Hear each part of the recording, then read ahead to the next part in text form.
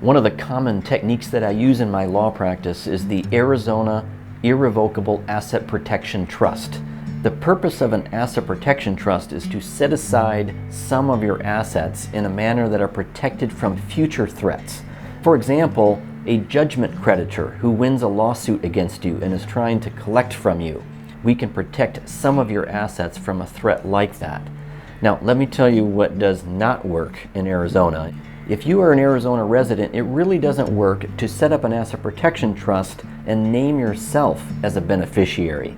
But what we can do in Arizona is name someone else as beneficiary of the irrevocable trust. For example, you could name your spouse or a child or some other person that you trust, and you give them the right to take distributions out of your asset protection trust.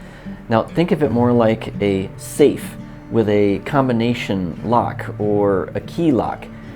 You won't hold that, but you can give that key or combination to someone else who can access the assets in your safe.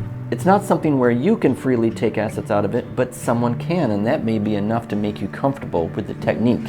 Now, the assets that you would put into a trust like this would be your primary residence if it's high in value and you have little or no debt on the property.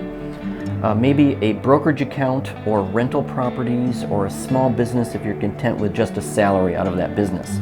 I would want you to contribute at least $500,000 into the trust to make it worth the complexity and time that goes into it.